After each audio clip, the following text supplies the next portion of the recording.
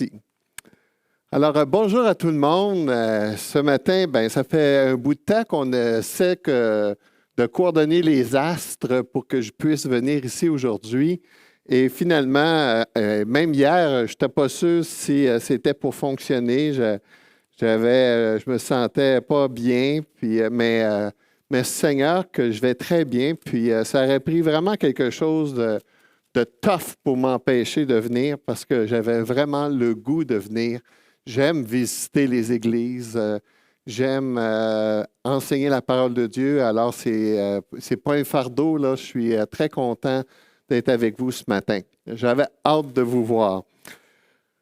Depuis 2 ans, on vit toutes sortes de temps troubles et je sais que c'est pas facile. Notre premier ministre, il le dit souvent, il veut nous encourager.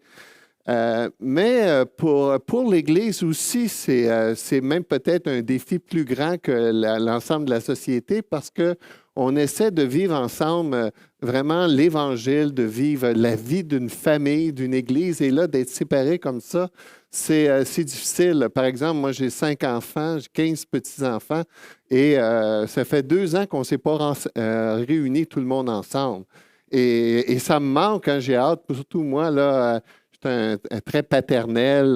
La famille m'appelle le colonel parce que je travaille toujours pour que tout le monde soit en bonne relation les uns avec les autres. Donc, c'est difficile, mais moi, j'ai tendance à voir ces événements-là comme des bons tests de notre foi. Des bons tests lorsqu'on est sorti de notre zone de confort, merci beaucoup, c'est une façon de tester. Est-ce que on croit en Jésus juste parce que ça va bien, ou on croit en Jésus quand Dieu il fait tout ce qu'on lui demande. C'est facile. Et parfois, même quand j'étais jeune chrétien, j'avais tendance à présenter l'Évangile. Donne ta vie à Jésus, puis là, il va tout régler les problèmes de ta vie. Mais c'est pas vrai. On reste, comme on va le voir ce matin, on fait partie d'un monde qui est brisé. On a des relations qui ne sont pas toujours faciles et c'est des façons de démontrer si vraiment on a confiance en Jésus. Et moi, comme Église, je vous invite à garder les yeux sur Jésus, là. Il ne faut pas que des événements comme cette histoire-là du passeport là, vaccinal là, commencent à diviser l'Église. Non, c'est des tests d'amour. C'est des tests pour qu'on puisse, comment on va naviguer pour prendre soin de tout le monde au travers cette épreuve-là. Donc, gardez les yeux sur Jésus. Gardez pas les yeux sur les circonstances. Placez pas vos yeux sur les leaders. Placez vos yeux sur Jésus. C'est ça que l'Épître aux Hébreux nous dit, qu'on est dans une course. Puis le seul endroit qu'on a le droit de regarder, c'est de regarder Jésus. Donc, gardez les yeux sur Jésus. Gardez la foi. Gardez l'unité. Mais ce matin, je suis ici pour vous parler d'un autre passage. Les leaders de l'Église m'ont invité à parler d'un beau passage dans Éphésiens chapitre 4. Et j'espère que vous avez une Bible parce qu'on va étudier la Bible. On va étudier ce que Dieu dit dans la Bible. Ce n'est pas le message de Louis, ce n'est pas la pensée de Louis, ce n'est pas même la pensée de l'apôtre Paul, c'est la pensée de Dieu. Et on va regarder ça ensemble. Et il y a quelque chose qu'on a vu ce matin dans Mylène, c'est ça, Mylène, qui ont partagé. Moi, j'aime ça entendre des témoignages. J'aime ça entendre des témoignages, j'aime ça voir de quelle façon Dieu travaille dans nos vies. Moi, Dieu a bouleversé ma vie. Ça fait plus que 40 ans, bientôt 45 ans que je connais Jésus-Christ. Il a vraiment bousculé, changé, transformé ma vie. Et ça, je trouve ça fantastique tellement que moi, avant, je faisais beaucoup de la politique, puis je voulais changer le monde par la politique. Mais quand je suis venu à l'Évangile, j'ai compris que c'est l'Évangile qui transforme les vies. C'est l'Évangile qui fait une différence entre les Français et les Anglais, parce que moi, les Anglais, je les haïssais avant de venir à l'Évangile. Mais c'est l'Évangile qui fait la différence dans nos relations. C'est l'Évangile qui fait la différence dans notre relation avec Dieu. Et je suis tellement reconnaissant pour l'Évangile. Et c'est ça qu'on va étudier ensemble ce matin. De quelle façon l'Évangile, ça bouscule nos vies. De quelle façon ça transforme nos vies. Il n'y a rien de plus triste que des gens qui se disent chrétiens, mais qui vivent d'une manière différente de Jésus. Ça nuit au message. J'aime mieux que tu te taises. Dis pas que tu es chrétien si tu vis comme ça, si tu vis une vie différente de celle que Dieu voudrait pour toi. Et on entend ça des fois, puis là, tu te dis, oh, bizarre le gars, bizarre la fille. Parce que quand l'Évangile vient dans nos vies, ça change nos vies. D'ailleurs, on devient une nouvelle personne, une nouvelle façon de penser, une nouvelle façon d'agir. Ah, ça reste bien imparfait, mais même dans l'imperfection, ça se manifeste. Même quand on manque notre coup puis on se met en colère, quelle différence ça fait l'Évangile quand après on va voir cette personne-là et on lui demande pardon?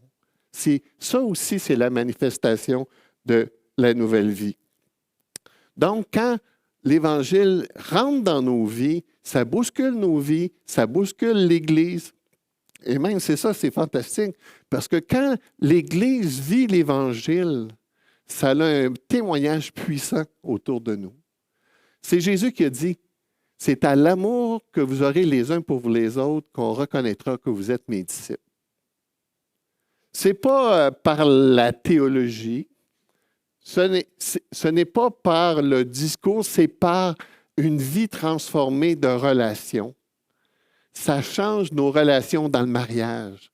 Ça change nos relations avec nos amis. Ça change nos relations dans l'Église. Alors, c'est puissant. Ne sous-estimez pas la puissance d'une vie transformée. Alors, c'est le sujet de ce matin. Et comme j'ai mentionné tantôt, je vous invite à prendre votre Bible et à suivre avec moi ce beau passage de Éphésiens chapitre 4 et versets 17 à 24. Lisons-le. Éphésiens 4, 17 à 24. Voici donc ce que je dis et que je déclare dans le Seigneur. C'est que vous ne devez plus marcher comme des païens qui marchent selon la vanité de leurs pensées. Ils ont l'intelligence obscurcie. Ils sont étrangers à la vie de Dieu à cause de l'ignorance qui est en eux, à cause de l'endurcissement de leur cœur.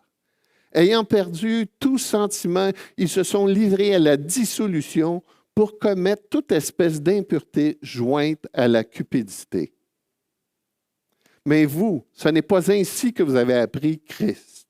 Si du moins, vous l'avez entendu et que si, conformément à la vérité qui est en Jésus, c'est en lui que vous avez été instruits à vous dépouiller.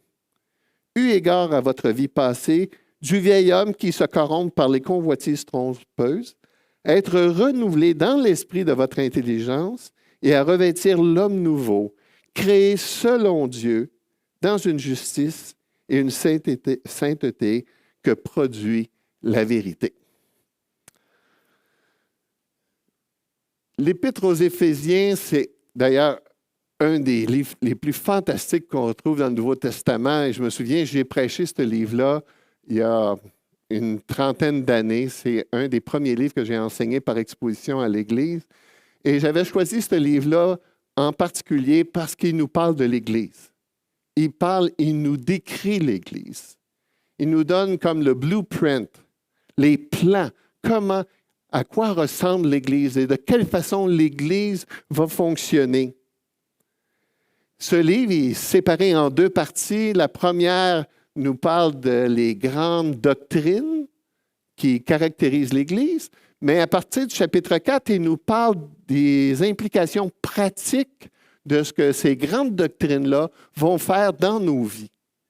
Et quand j'avais choisi, je m'en souviens, cette épître-là, j'avais choisi en particulier aussi pour le côté pratique. Alors là, je me disais, on va parler des relations, on va parler du mariage, on va parler de la famille.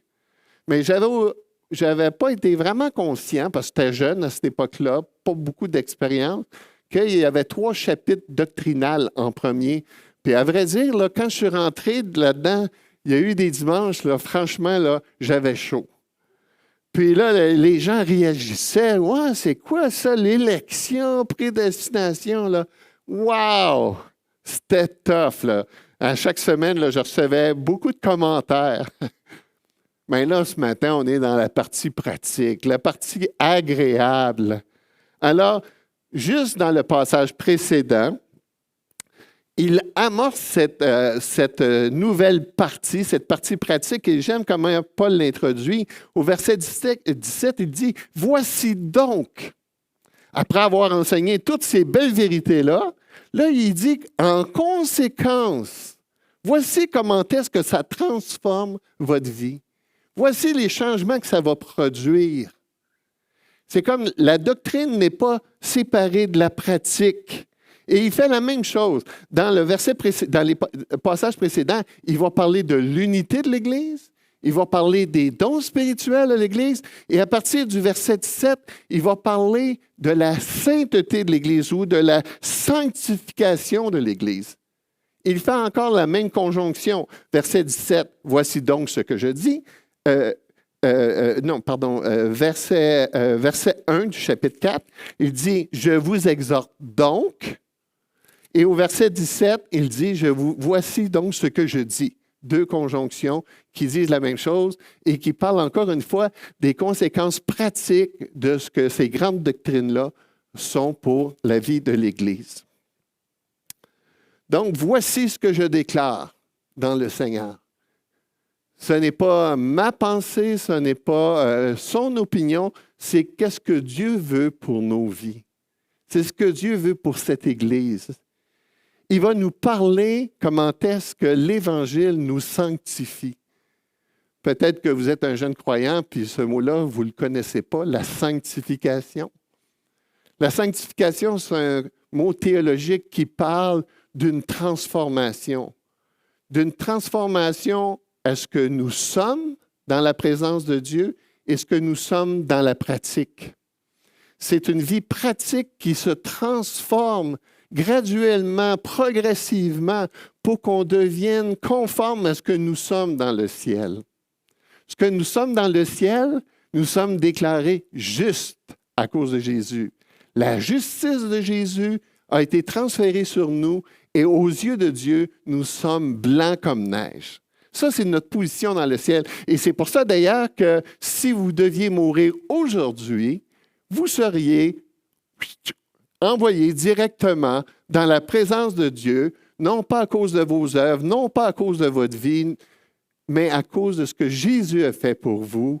Vous êtes déclarés justes dans le ciel. Mais la sanctification, c'est quoi? C'est cette transformation-là pratique ou dans laquelle le Saint-Esprit travaille dans nos vies et qui nous transforme progressivement à l'image de Jésus, à ce que nous sommes parfaits dans le ciel. Et l'apôtre Paul, dans ce texte aujourd'hui, il nous invite à nous détacher de ce que nous étions avant de connaître Jésus pour vivre d'une manière nouvelle selon notre nouvelle identité. Si vous avez quelques années dans le Seigneur, vous allez pouvoir comprendre ce que je vais vous dire ici. Je vais vous parler comment est-ce que, parce qu'on connaît Dieu, parce qu'on aime Dieu, il y a quelque chose qui se produit dans notre quotidien qui nous dérange beaucoup. Moi, régulièrement, encore ce matin, je m'en venais, puis je priais. Et là, je priais pour ma vie. Parce qu'il y a bien des choses dans ma vie que j'aime pas. Bien des choses qui se passent dans ma tête que j'aime pas. Des pensées orgueilleuses, des pensées méchantes, des désirs mauvais. Continuellement, j'ai ça dans ma vie. J'haïs ça. Pas compliqué. Il y a quelques années, on a trouvé un problème que j'ai dans ma vie. J'ai un œil qui est un petit peu plus petit que l'autre. Là. Non, pas l'œil, mais c'est mes paupières qui sont plus fermées d'un œil que l'autre. C'est une maladie et souvent, cette maladie-là, à 70% du temps, c'est dangereux. Je fais partie du 30%. Mais je me souviens, j'étais dans la salle d'attente à l'hôpital. Puis là, j'ai dit, bon, ma fille qui est médecin a dit, papa, c'est une maladie qui est dangereuse, tout ça. Puis je parlais à Dieu, puis j'ai dit, Seigneur, si tu viens me chercher, là, c'est bien correct. C'est bien correct parce que je suis vraiment tanné de Louis. Il me rend vraiment la vie misérable, Louis, de vieil homme. L'apôtre Paul le décrit tellement bien dans Romains chapitre 7. Vous savez, dans ce passage-là dans lequel il dit je veux des choses, mais je fais le contraire, je fais le contraire.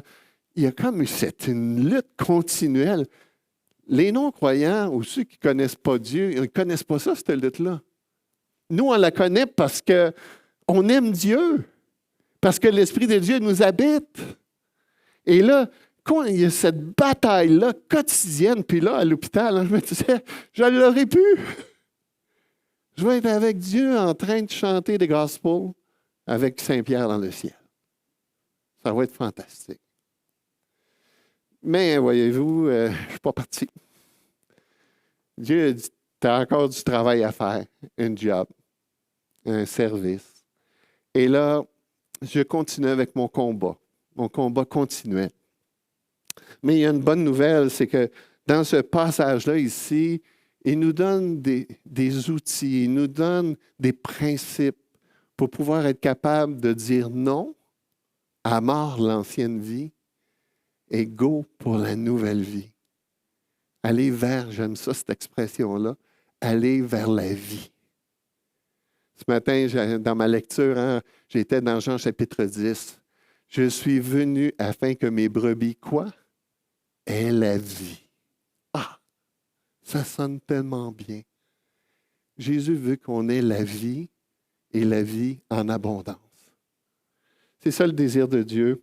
Alors ce matin, on va regarder les principes que l'apôtre Paul nous donne pour marcher vers la vie nouvelle et faire mourir.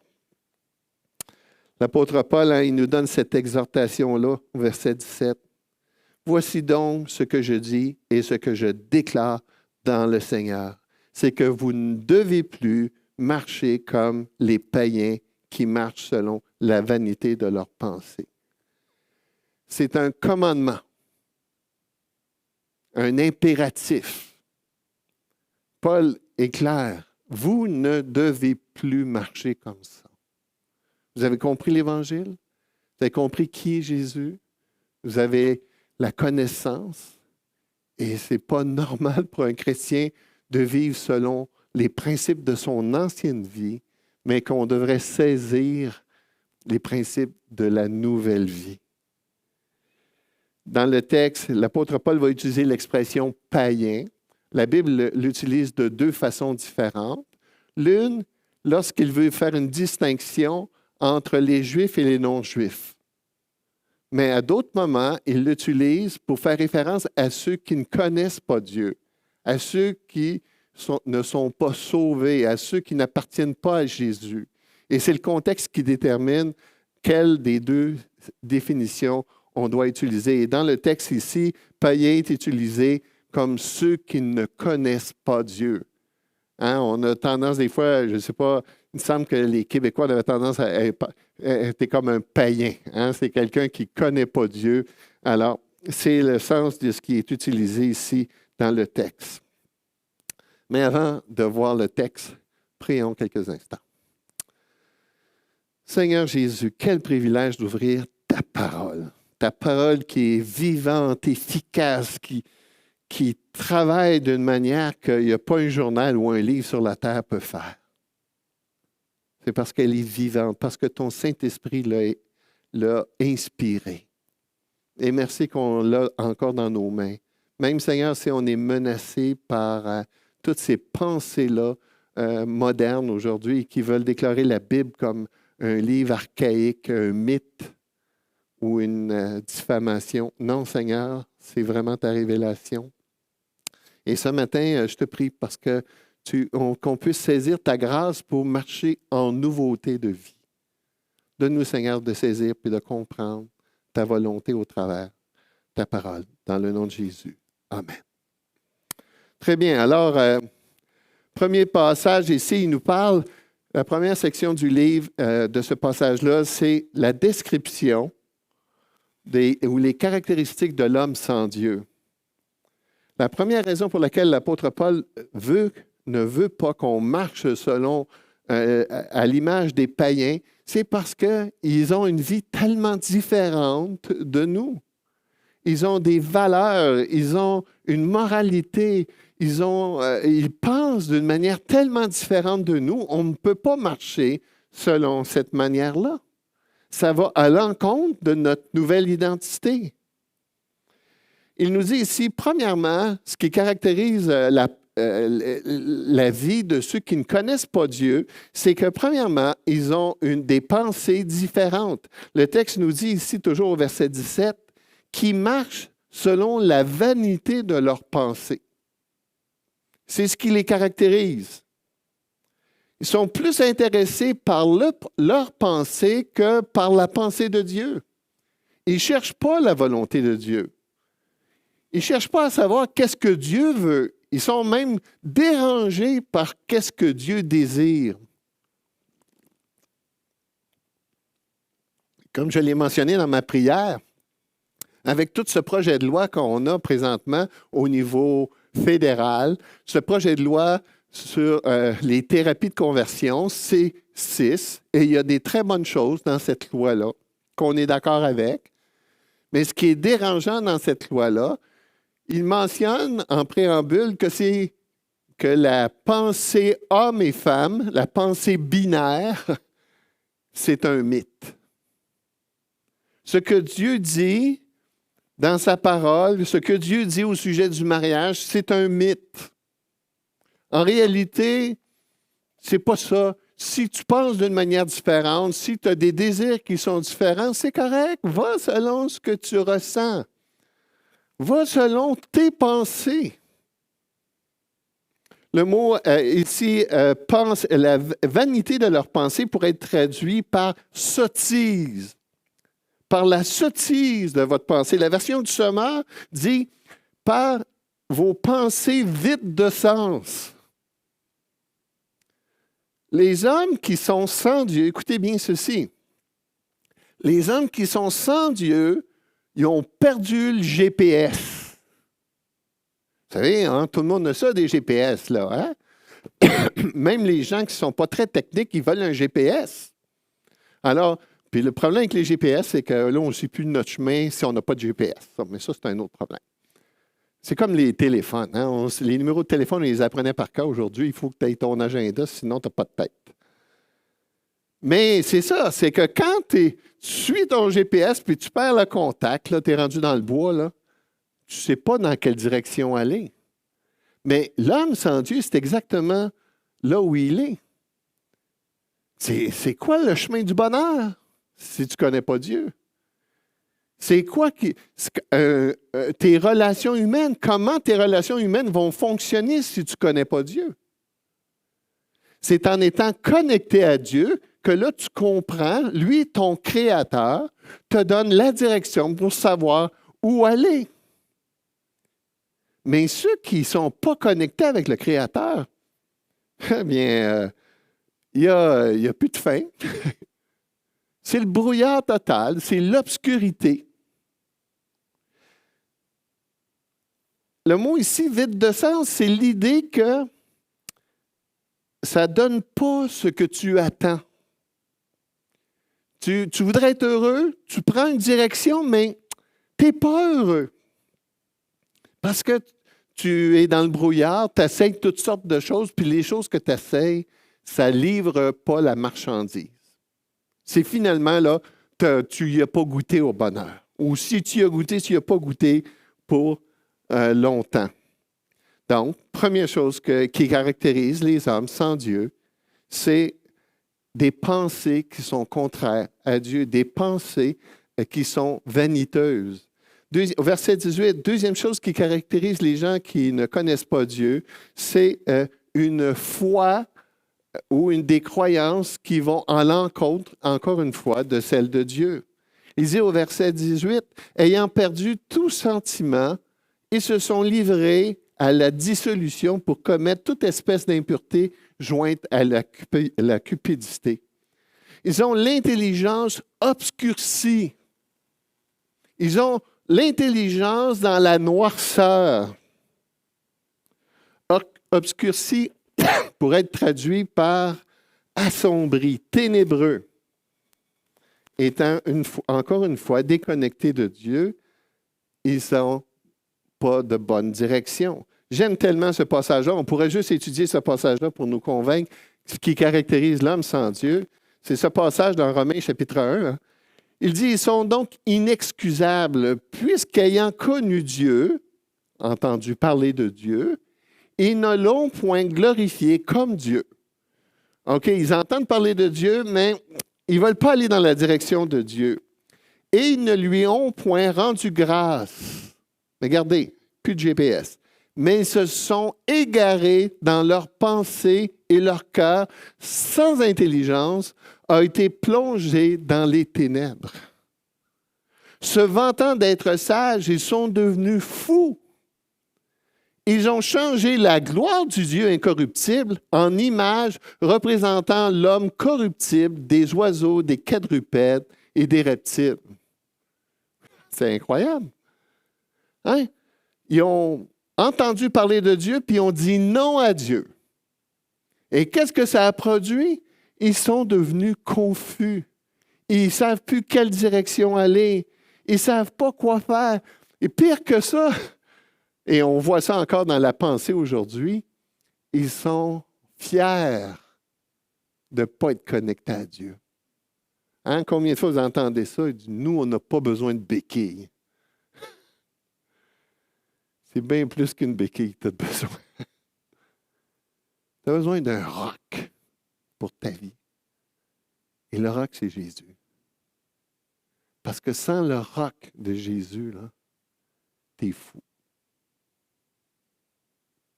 Puis malheureusement, ta folie se pointe à l'horizon régulièrement.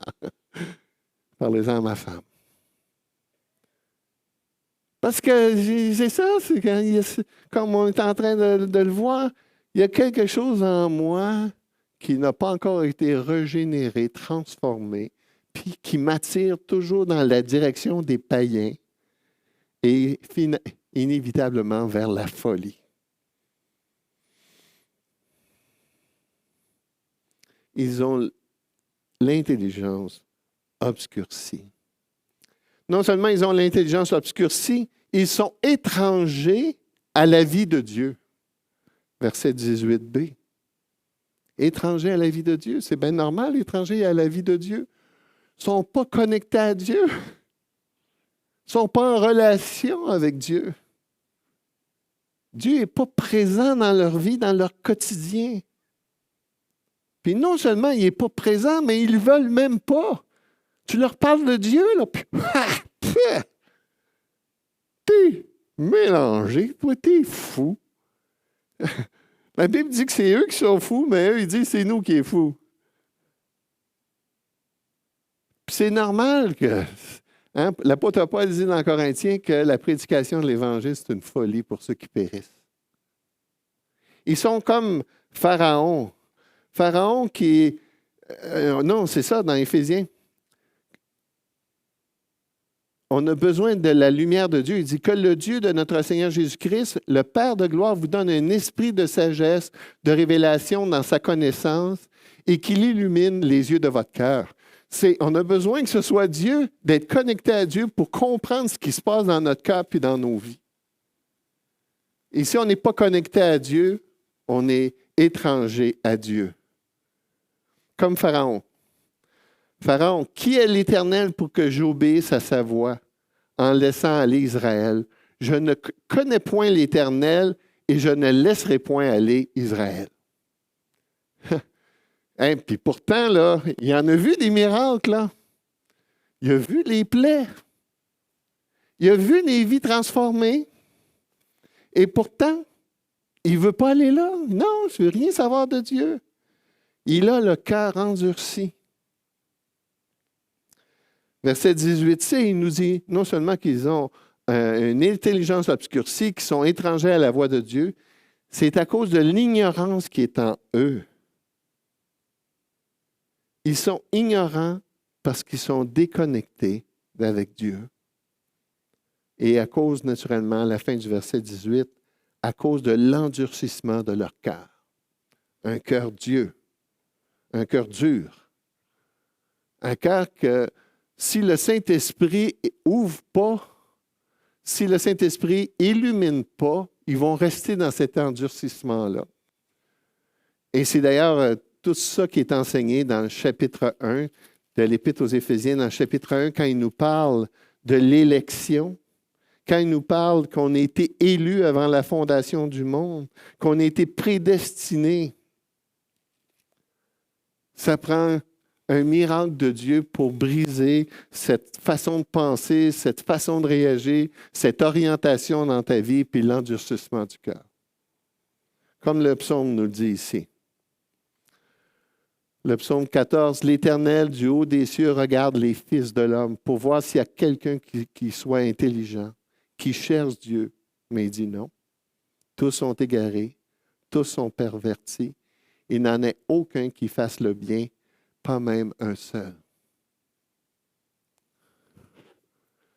Si le Saint-Esprit n'ouvre pas les yeux des personnes à qui on partage l'Évangile, ça va rester fermé. Et c'est pour ça que c'est tellement important de prier pour nos amis, prier pour nos parents, prier pour ceux qui sont autour de nous, parce que même si tu essaies et tu leur parles, là, si Dieu n'a pas préparé un rendez-vous divin, là, tu travailles en vain. Il faut que le Saint-Esprit fasse ce miracle-là. Jésus avait dit aussi, toujours en rapport avec l'élection, il dit « Tous ceux que le Père me donne viendront à moi et je ne mettrai pas dehors celui qui vient à moi. » Tous ceux que le Père, et là, je ne veux pas rentrer dans toute la question de l'élection, mais on a besoin que le Père nous donne les personnes qu'il a choisies. Même chose, même pensée ici, nul ne peut venir à moi si le Père qui m'a envoyé ne l'attire. Parler de l'Évangile à quelqu'un qui n'a pas été éclairé, c'est pas comme parler à un mort. Il ne comprend pas, il n'entend pas. Et finalement, la troisième chose qui caractérise les gens sans Dieu, les non-croyants, c'est leur moralité. Il nous dit au verset 19, « Ayant perdu tout sentiment, ils se sont livrés à la dissolution pour commettre toute espèce d'impureté jointe à la cupidité. »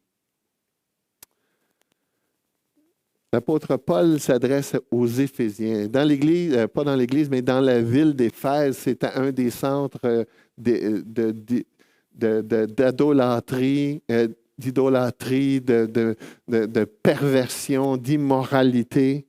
Je ne sais pas si vous vous souvenez de ce passage-là dans Acte 19, dans lequel l'apôtre Paul présente l'Évangile, puis les gens, les business dans la ville, ceux qui avaient des business, qui utilisaient la déesse Diane, le temple, c'était un des grands temples qui existaient de l'époque.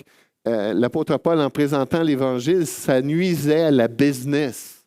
Là, ils ont emmené Paul en cours parce qu'il nuisait aux affaires. Et dans ce temple, de ce grand temple-là, il y avait toutes sortes d'immoralités, des prostituées. Et il y avait, regardez comment c'est intéressant, ça ne change pas, plus ça change, plus c'est pareil. Il y avait toute une confusion en ce qui concerne les genres. Déjà, à cette époque-là, on ne vit pas quelque chose de nouveau, là. Pourquoi ça existait déjà à l'époque? Mais c'est ça qui caractérise l'homme sans Dieu. Pas de boussole, pas de GPS, pas de direction. Qu'est-ce qui est bien, qu'est-ce qui est mal? Hein? La Bible dit, les gens du monde appellent le mal bien et le bien mal.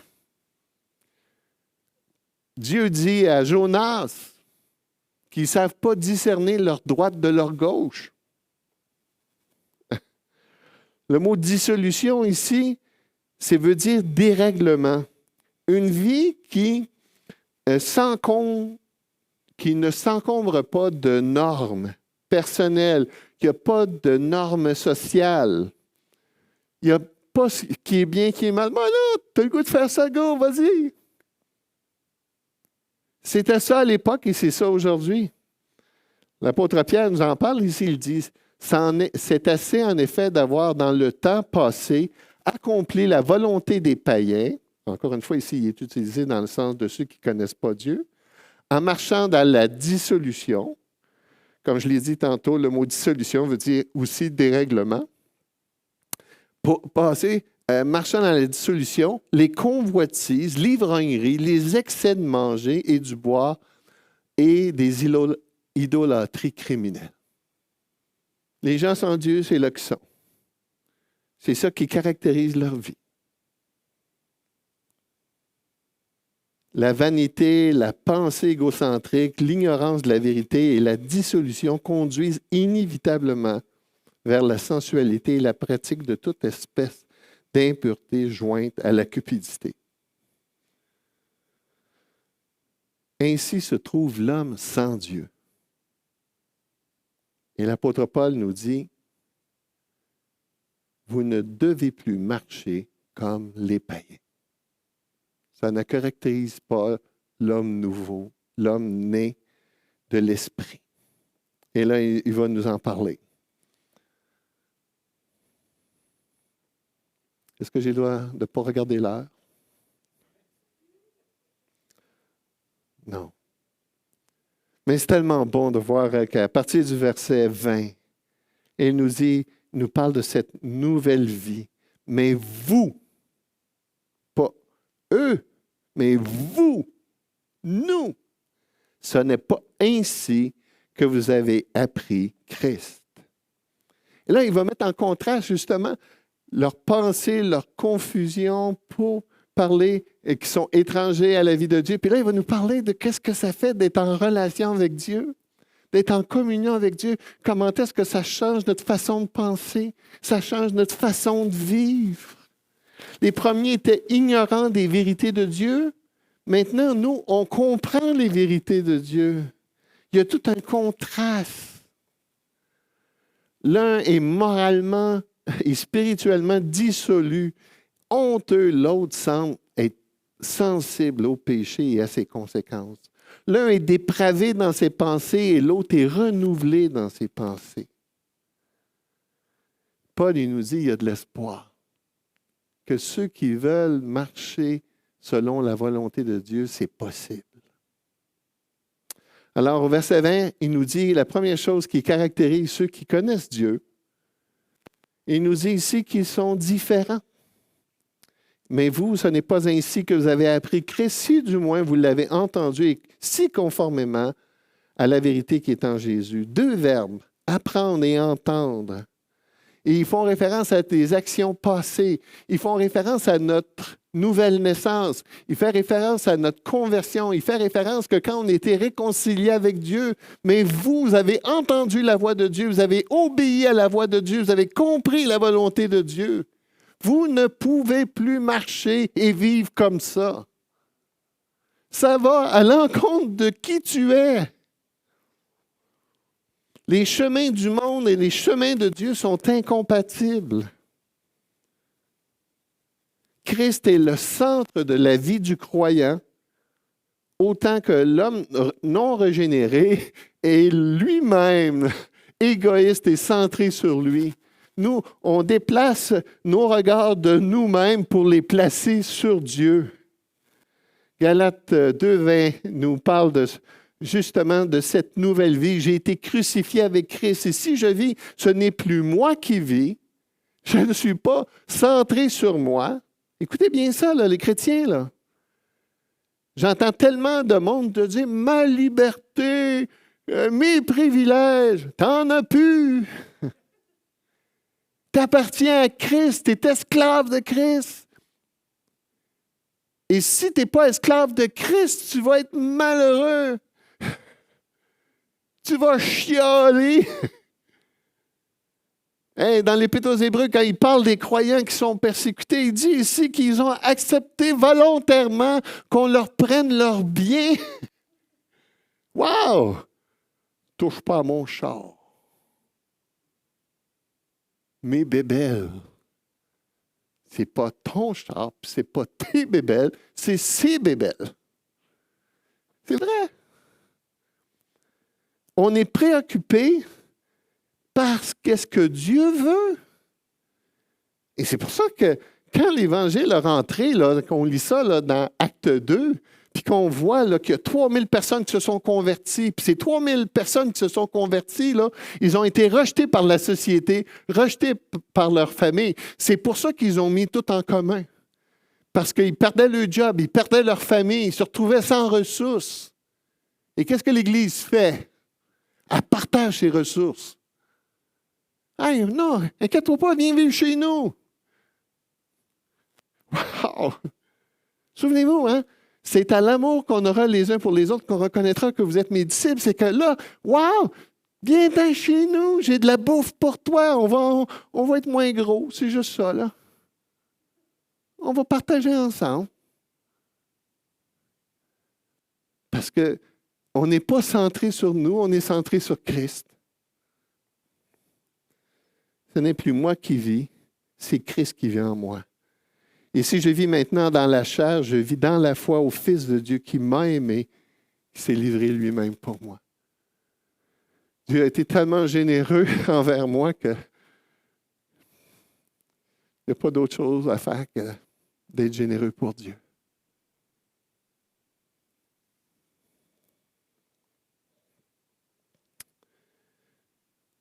Il est intéressant de remarquer que l'apôtre Paul utilise le conditionnel. Il dit au verset 19, verset 20, non, 21. Si, du moins, vous l'avez entendu, et si, conformément à la vérité qui est en Jésus. Pourquoi il parle du conditionnel? Il parle du conditionnel parce que il dit, ça se peut qu'il n'y a pas de fruits dans ta vie parce que tu n'as pas compris. Parce que si tu as compris, tu as des fruits dans ta vie. Vous dites que l'arbre est bon et que son fruit est bon, ou vous dites que l'arbre est mauvais et que son fruit est mauvais, car on connaît l'arbre par le fruit. Le fruit transformé dans vos vies démontre que vous êtes attaché au bon arbre. S'il y a des mauvais fruits dans votre vie, c'est parce que vous êtes attaché au mauvais arbre. Deuxièmement, il dit ici que les croyants ils ont entendu et compris la voix de Dieu. C'est en lui que vous avez été instruits. Le Saint-Esprit a fait l'œuvre que vous étiez capable de comprendre. Et non seulement vous avez entendu et compris la voix de Christ, mais en plus, vous avez rejeté votre ancien mode de vie. Il dit toujours, selon le verset 21, c'est en lui que vous avez été instruits à quoi? À vous dépouiller. Le péché habite dans nos corps physiques. Et pour que notre salut soit complet, notre esprit est régénéré, mais notre corps n'est pas régénéré. C'est pour ça que le corps doit mourir. Puis à la résurrection, on va recevoir des nouveaux corps. Et là, ça va être l'accomplissement complet de notre nouvelle identité.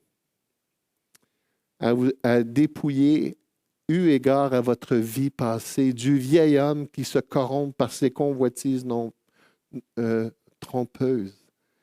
Rejeter notre ancien mode de vie, rejeter notre ancienne façon de réfléchir. Réfléchir, parce que ça ne va pas produire, de vivre à votre ancienne manière, comme on l'a vu tantôt, ça ne va pas produire les fruits escomptés. Il y a des fois, on voudrait tellement, là, on est tenté de désobéir, puis là, on se dit, si on désobéit, ça va être bon. C'est vrai que ça peut être bon pour un temps. On a ça ici, hein? Vous connaissez ce passage-là? Je termine bientôt. Mon fils, sois attentif à ma sagesse. Prête l'oreille à mon intelligence, afin que tu conserves la réflexion et que tes lèvres gardent la connaissance. Car les lèvres de l'étrangère distillent le miel, et son palais est plus doux que l'huile. Mais à la fin, elle est amère comme l'absinthe, aiguë comme un glaive à deux tranchants. Ses pieds descendent vers la mort. Ses pas atteignent le séjour des morts. Ah, je suis tenté de faire l'adultère, là. J'ai le goût de faire l'adultère, là. Puis il me semble que ça va être tellement bon de faire l'adultère. Oui, c'est beau! C'est cool. Mais ce que tu ne réalises pas, là, c'est que c'est du poison. Ah, je voudrais tellement marier un non-chrétien. Je ne veux pas rester tout seul. Là. Il me semble que oh, elle est tellement fine. Il est tellement fin. Ça, c'est vrai pour n'importe quel autre péché. Ils sont peut-être attirants, puis là, peut-être ça va être bon, mais non. Au bout de la ligne, c'est pas bon. J'aime tellement François Pajot, sa définition du péché. Il dit, le péché, c'est chercher la vie où la mort se trouve. Tu as le goût d'aller là? Puis la nature humaine, c'est là qu'elle veut t'amener, là. Elle veut t'amener dans toutes sortes de mauvaises directions. Tu as l'impression que tu vas être heureux. Non, c'est pas vrai. C'est un mensonge. Et comment on va réussir à faire face à ces tentations-là? Ce n'est pas juste de rejeter notre ancien mode de vie, mais c'est de revêtir notre nouvelle identité. J'aime ça, ce concept-là de la vie chrétienne. La vie chrétienne ne se résume pas par un paquet de choses que tu ne fais pas. La vie chrétienne, c'est un paquet de choses que tu fais et qui sont bonnes pour toi. Ça, c'est la vie chrétienne. Il y a des chrétiens, ils résument leur vie. Tu n'as pas le droit de faire ci, tu n'as pas le droit de faire ça, tu n'as pas le droit de faire ci, tu n'as pas le droit de faire ça. Hey, come on! C'est pas ça la vie chrétienne. La vie chrétienne, c'est que tu as le droit de faire ci, tu as le droit de faire ça, tu as le droit de faire ci, tu as le droit de faire ça. C'est tout bon pour toi. La volonté de Dieu, ça te conduit vers la vie. Le péché, ça te conduit vers la mort. Et là, l'apôtre Paul, il nous dit, si on est dans notre nature humaine, esclave de nos pensées obscurcies, revêtir l'homme nouveau, c'est renouveler l'esprit de votre intelligence, le renouvellement de l'intelligence. Si dans ta vie, tu as vécu dans le passé avant de connaître Dieu, puis tu pensais d'une manière, puis tu vivais d'une manière, ce qu'il faut que tu fasses maintenant, c'est le renouvellement de l'intelligence, comme dans Romains chapitre 12. Ne vous conformez pas au siècle présent, mais soyez transformés par le renouvellement de l'intelligence, afin que vous discerniez quelle est la volonté de Dieu, ce qui est bon, agréable et parfait. Entendre la voix de Dieu pour compenser toute cette vie-là dans laquelle tu as été et qui t'a marqué. C'est quelque chose, ça, changer ta façon de penser. Je me souviens, moi, tous les principes d'éducation que j'avais pour mes enfants, il a fallu que je fasse le renouvellement d'intelligence. Attends, non, Louis, comment tu pensais? Là? C'était pas bon, ça. Qu'est-ce que Dieu dit? Qu'est-ce que Dieu enseigne pour l'éducation des enfants? Qu'est-ce que Dieu dit pour le mariage? Qu'est-ce que Dieu demande aux hommes? Ouais, mais moi, j'ai le goût qu'elle prenne soin de mes besoins. La Bible dit, meurs pour ta femme. Fais comme Jésus. Il y a plus de bonheur à donner qu'à recevoir. Arrête de te battre pour tes droits. Donne-la à Dieu. Fais confiance à Dieu.